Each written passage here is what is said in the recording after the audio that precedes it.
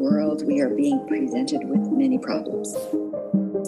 Albert Einstein gave great advice in this matter when he said problems cannot be solved by the level of knowledge or awareness that created them. In other words, we have to get outside our own boxes.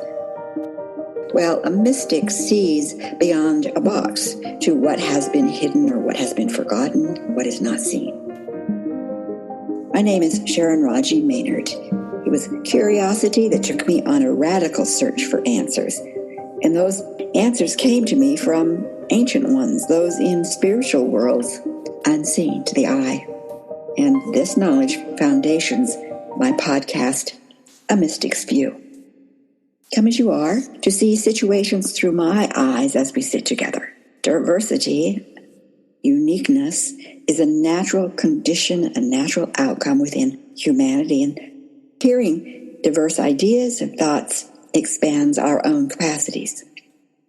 So I encourage you to listen to A Mystic's View, to hear, to be enhanced, and to consider other possibilities. I welcome you to this journey. I'm going to tell you something that you already know. It's April 2020, and we are living in very unusual times. So before we go further, I want to warn you that if you are watching or plan to watch the Netflix series, The Letter for the King, whether you're in the middle or just contemplating, you may want to put this aside until you have finished. The other night I was in the last episode watching as the young actor in the series stood and faced a massive energy form that had been behind and influencing one of the king's sons, a form of deception and of dark intention. The energy form has threatened in its revelation to consume all in the room. The adults have fled to the far end of the hall, and the young actors are standing. Now, this series is playing out as a fantasy story, telling of the threat to families of goodwill, that threat having been revealed, the influence behind the plan. This dark energy of deception is released and it fills the hall. I had binge watched the previous 5 episodes, and after each one I'd ask myself, is this enough? The answer continued to be no. So I pushed the button to go to the next. So here I was, 34 minutes into the last episode, number 6.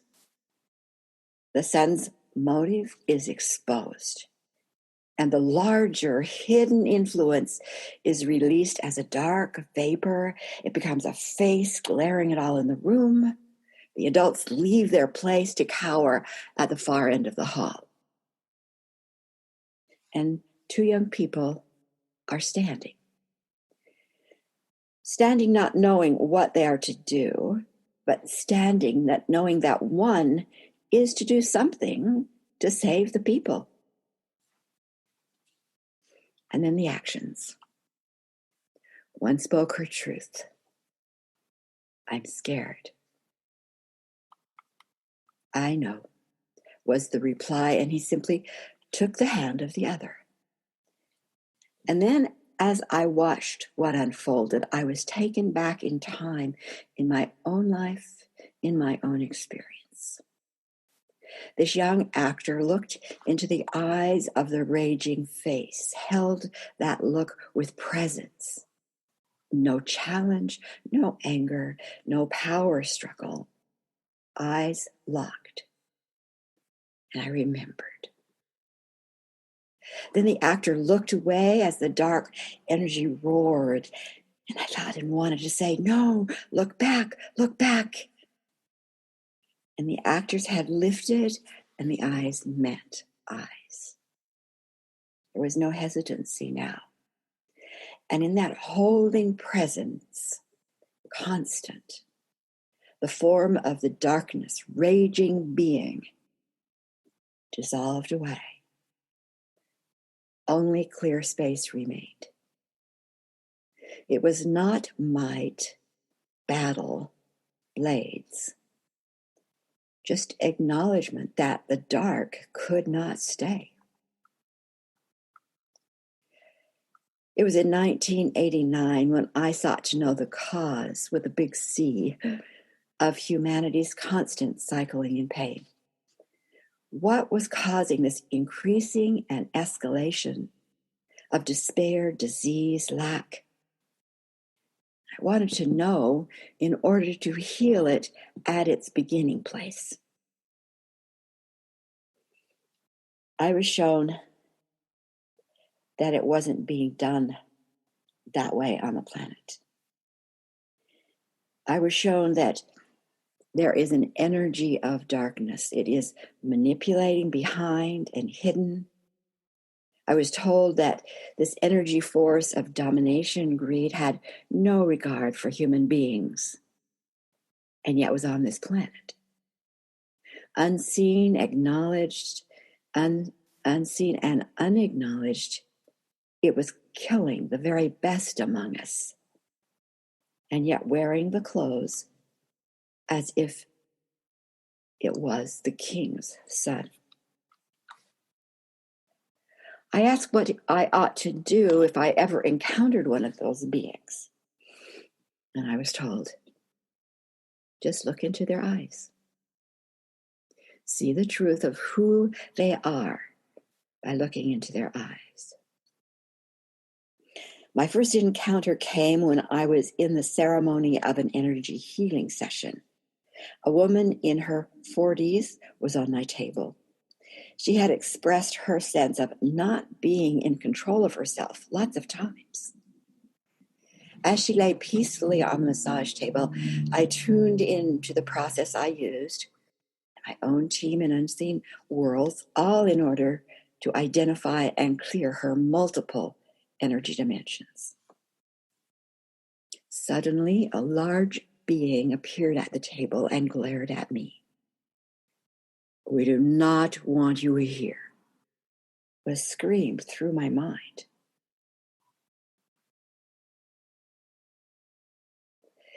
The form was very much like the form in the episode, if not a bit more fierce.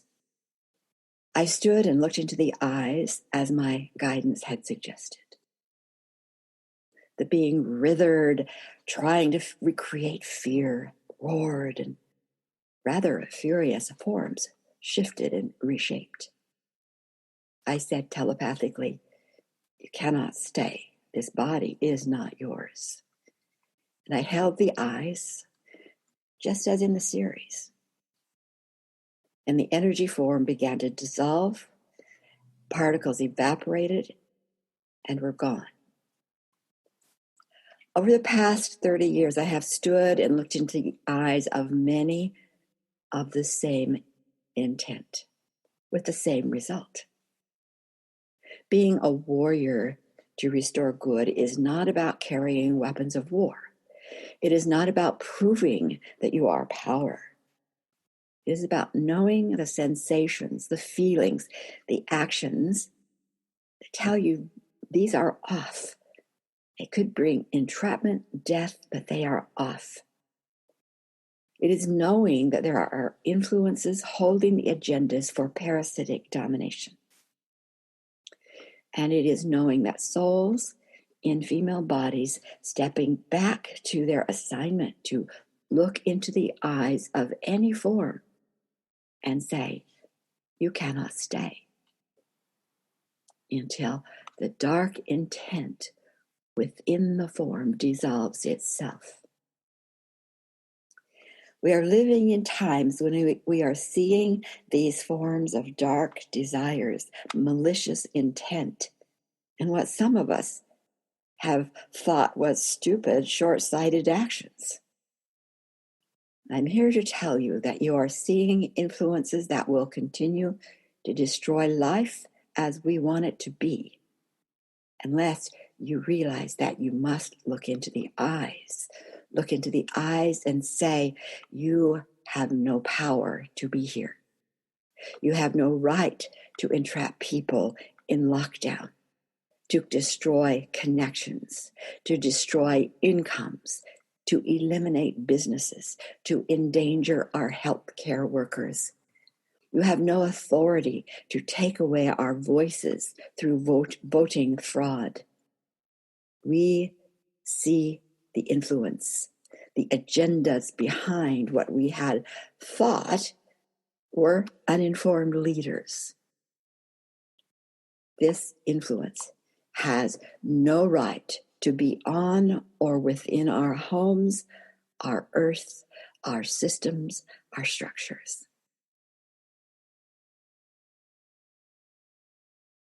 We can look into the eyes and say, not allowed.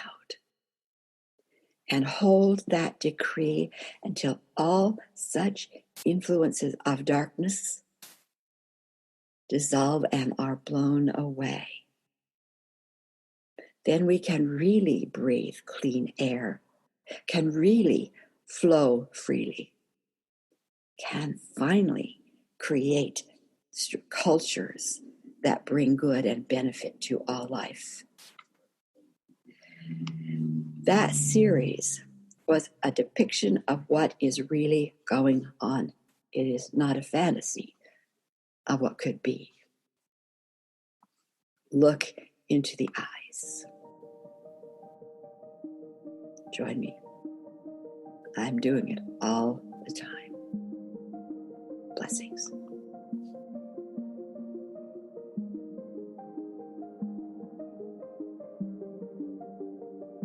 Thanks for coming along and sharing this episode. These various stories may stretch your mind, challenge your dogma, awaken you to new possibilities, or resonate with your own experiences. I'd love to hear any of that. You can always find me on Facebook at A Mystic's View, of course, and the same on YouTube, A Mystic's View. When you see the value of this podcast, please share with your friends. And I would love to have you give us a rating. Some stars would be wonderful. You can become a member of the Mystic's View community on Patreon, where you can support us at any level. And we're really a growing community with all the gifts and ideas that I'm sharing back into that group. So there you can find us at www.patreon.com/A Mystic's View. The pressures of this world are rising. And what does that mean? And how can you effectively respond? My intentions is that my stories and sharings through this podcast will give you more insight, encouragement, and help you discover your own magnificent connection to that self beyond sight. It's a strong place to build from. Until next time.